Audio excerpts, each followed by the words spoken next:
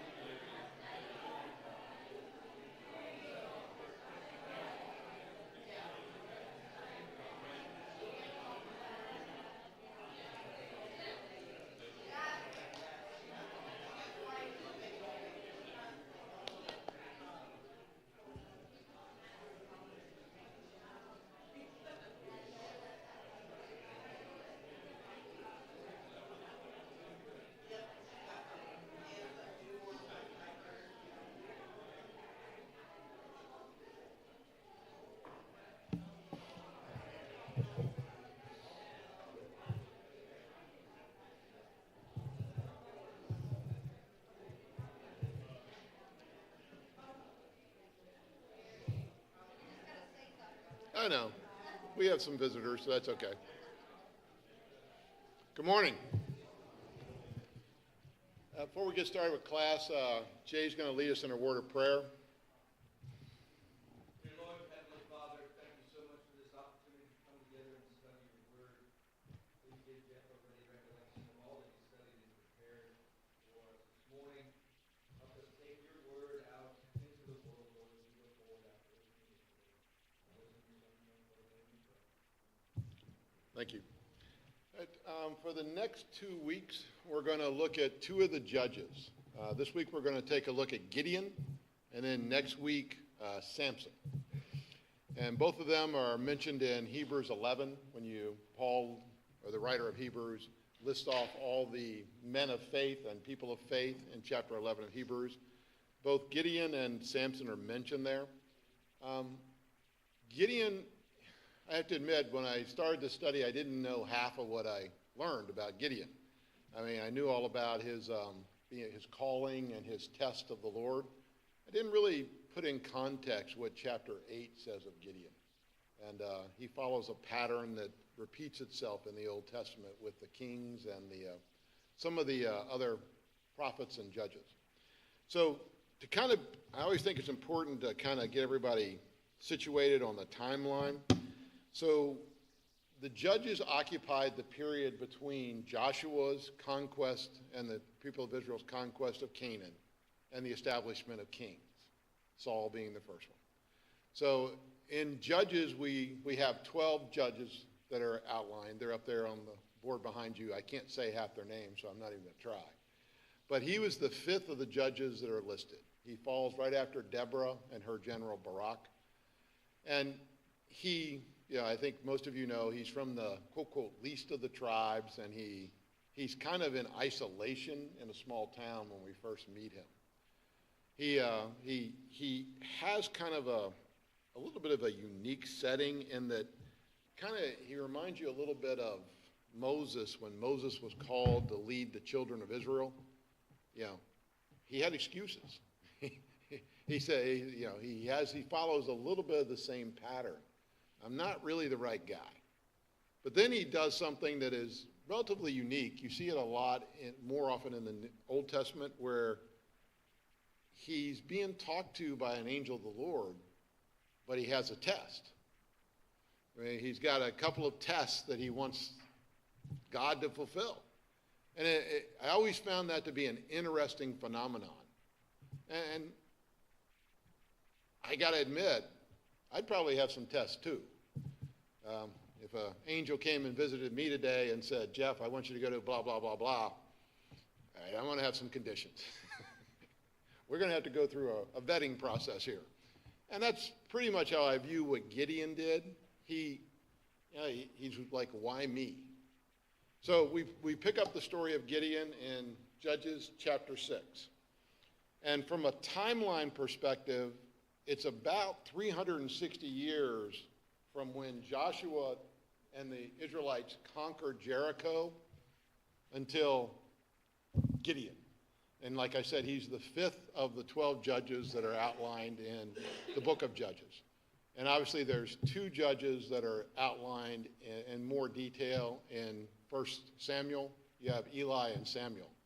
And yet, obviously, Samuel is the one who appoints Saul and then later appoints David. So we know more about Samuel in particular than we do the others. But Gideon has two chapters that are dedicated to him and kind of his call to lead the Israelites out from under the Midianites. So I just want to really kind of focus on kind of some specific periods with Gideon. So if you kind of start in chapter 6, and I like the way this is worded. Again, the Israelites did evil in the eyes of the Lord, and for 7 years he gave them into the hands of the Midianites. Because of the power of Midian was so oppressive, the Israelites prepared shelters for themselves in the mountains, clefts, and caves and strongholds.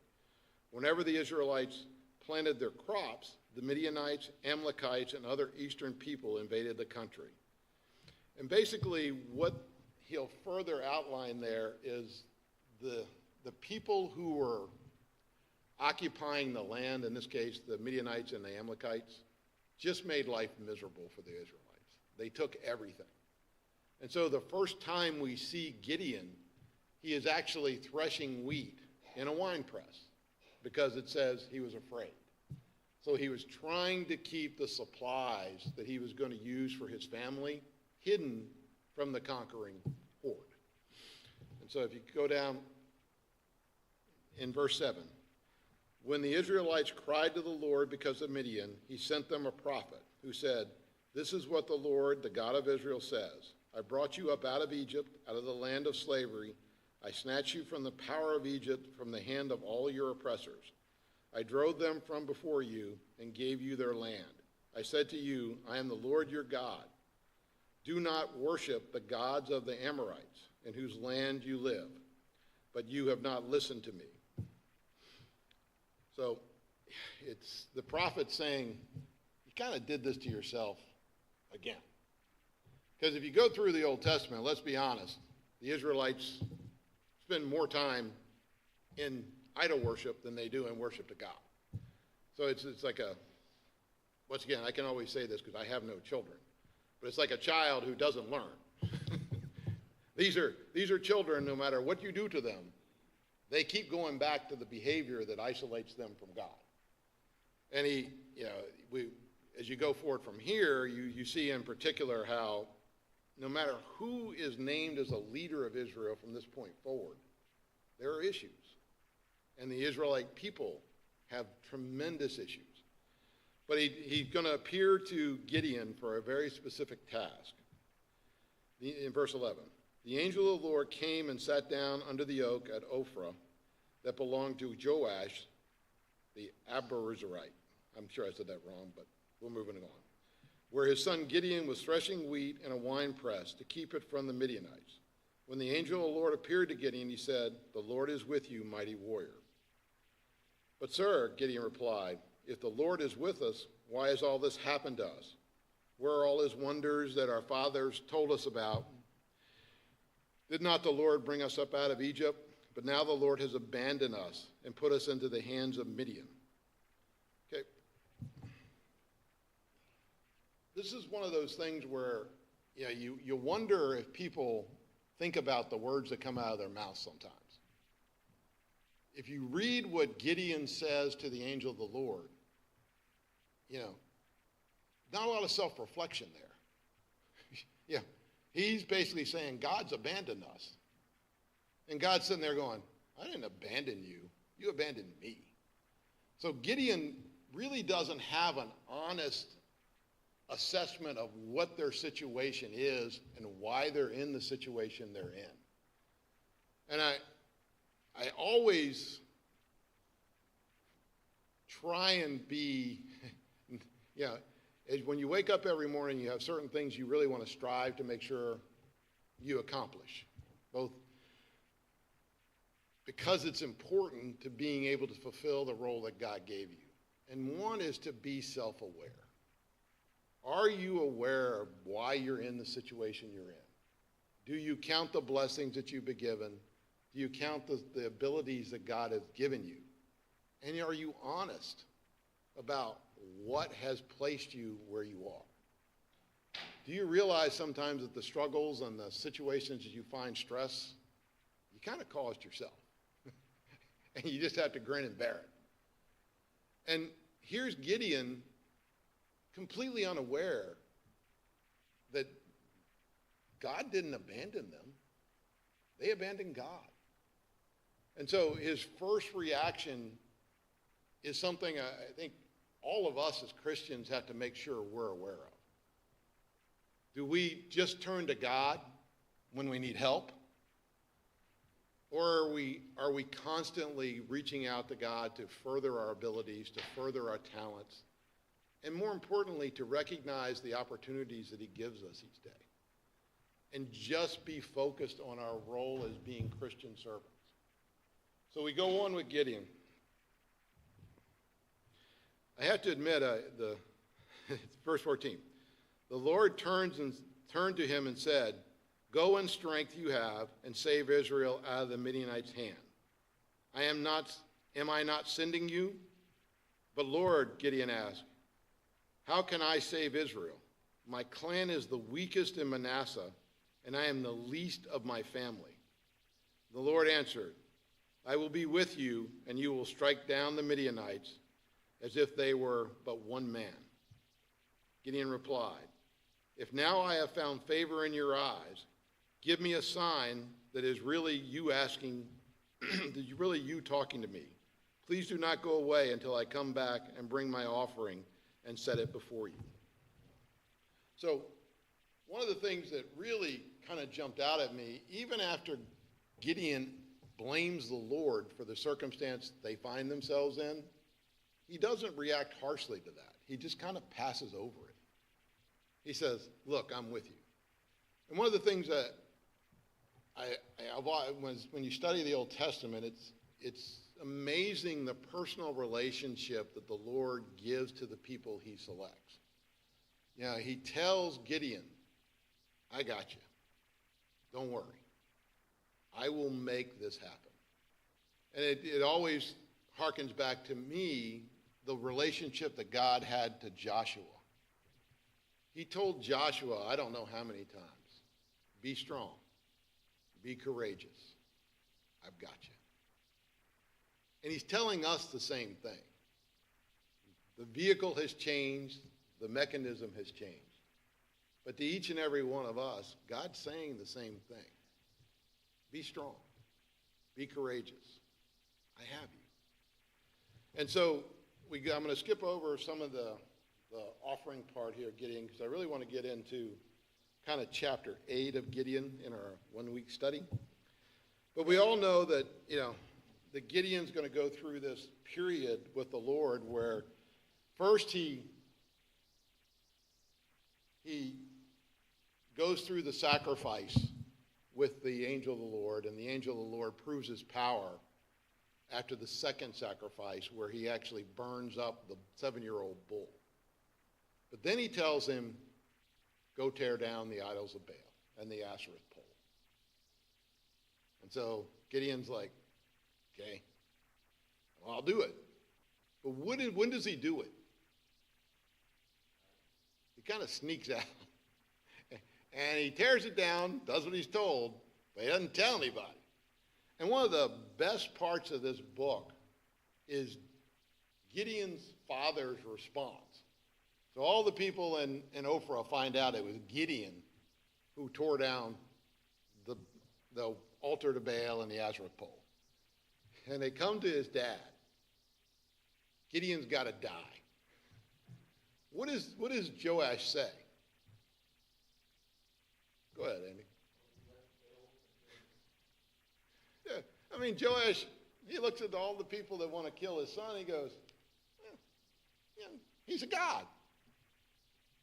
If he has a problem with my son, let him handle it. You people go away. And oh, by the way, if you lay a hand on my son, you're dead. Period. And it's funny because that's all it said. The people of Ophrah, go away. Now, you don't know if Joash is that strong or if they just got afraid.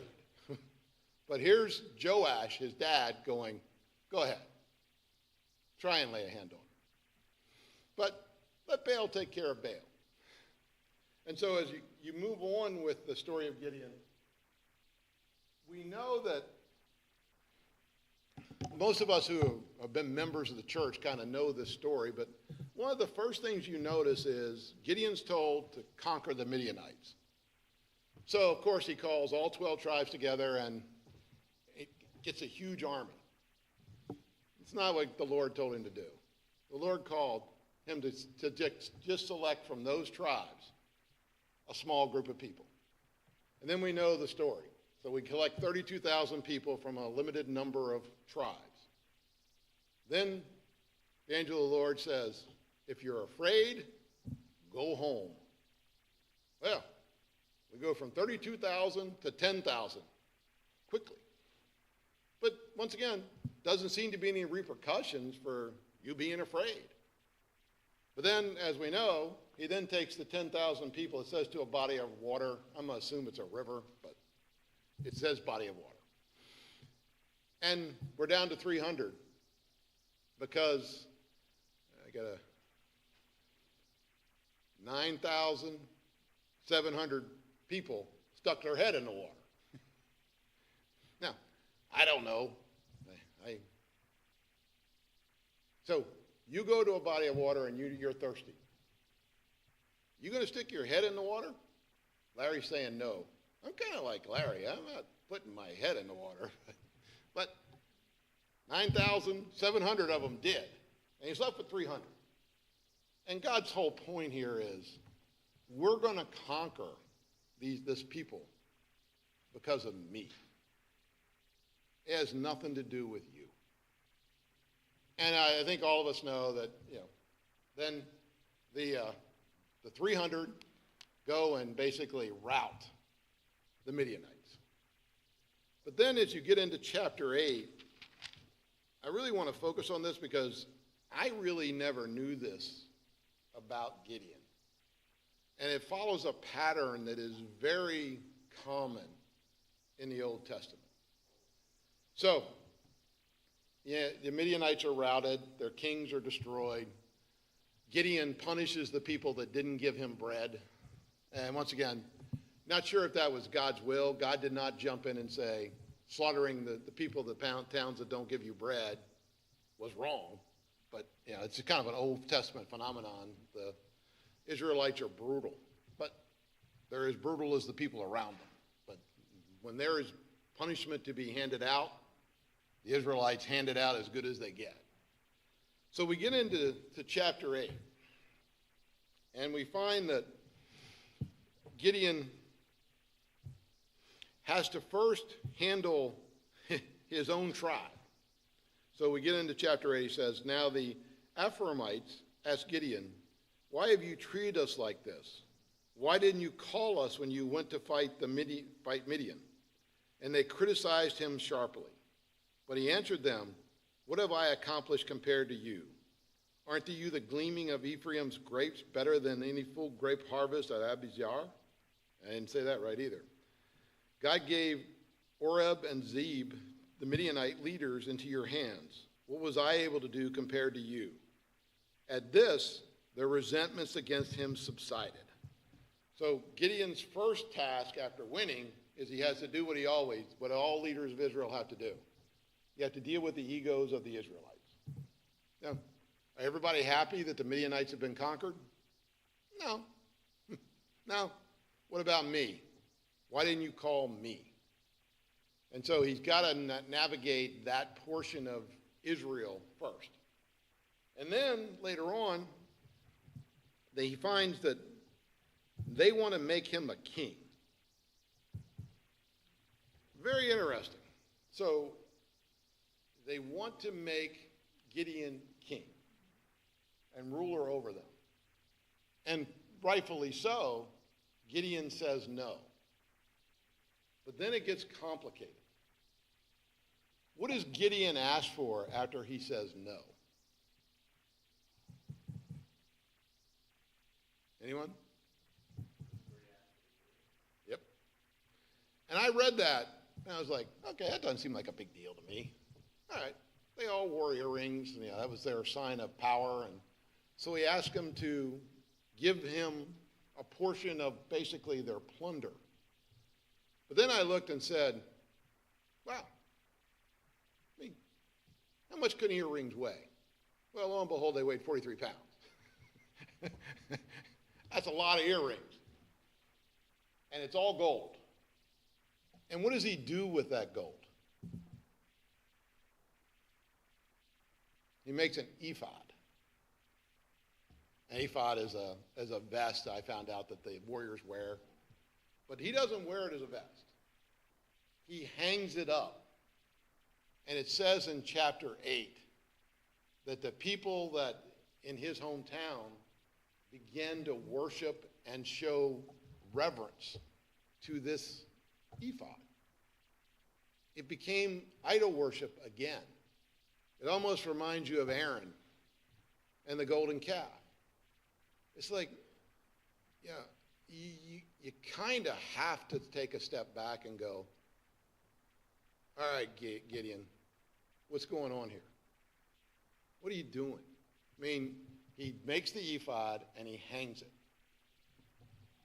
He knows people are worshiping it. You can't be Gideon and not see what's happening around you. Then what does he do next? Gets lots of wives and concubines. Who does this remind us of? Solomon. Yeah. Not a great pattern. So here he is. He turns down the kingdom, but he creates something to hang in front of the Israelites who he's well aware that they're worshiping it. He then goes out and collects worldly wealth and worldly prominence. And from his concubine, he has Abimelech. And I didn't know this. So maybe you all did. What does Abimelech mean?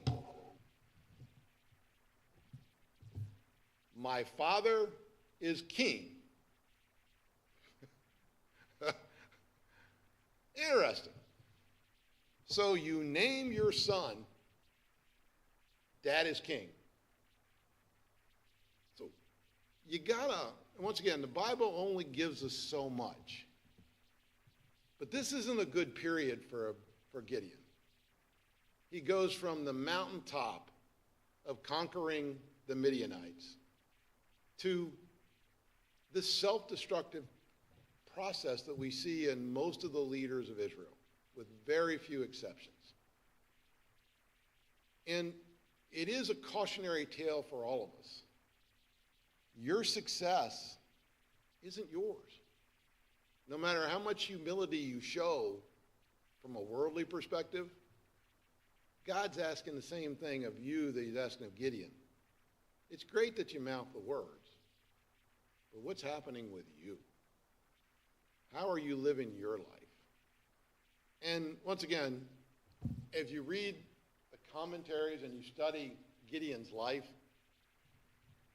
you know, he has a successful reign, but it's the last years don't seem to set a very good precedent. And Abimelech in particular is a curse. Bad name, bad consequences. So Gideon dies. What does Abimelech do? He has 70 brothers. He kills 69 of them. And he returns Israel to idol worship.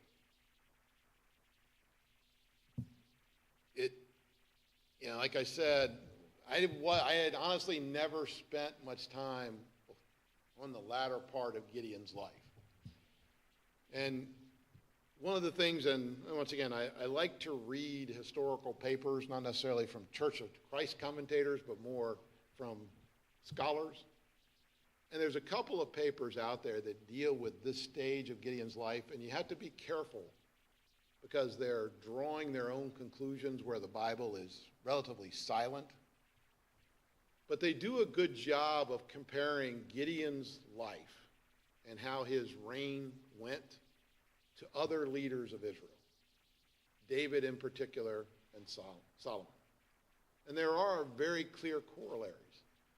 But they also draw out the men and the women in the Old Testament who don't follow that pattern. And the interesting thing is that's a short list. The people who follow the same pattern as Gideon is a very long list.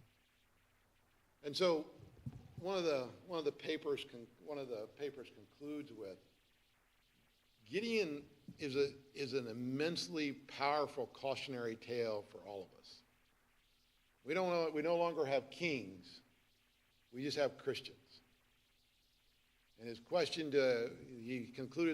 she concluded her paper with, how well are we doing? How well are we doing with our lives? We may mouth the right words, but are we focused on what God has given us and using those talents to serve? Because that's ultimately where, in her opinion, Gideon falls off the rails. He becomes interested in acquiring wives and concubines and, for lack of a better word, power. And he loses sight of what God miraculously did through him. Because, let's be honest, when you conquer an army of 200,000 people with 300, it ain't you. It's not you. But somehow Gideon kind of gets lost. And next week, we're going to study the judge that I got to admit, I have no reason to understand why he's in Hebrews chapter 11. Maybe y'all can educate me next week why Samson is viewed as one of the pillars of faith in the Israelite nation. So we'll pick up with Samson next week. Thank you.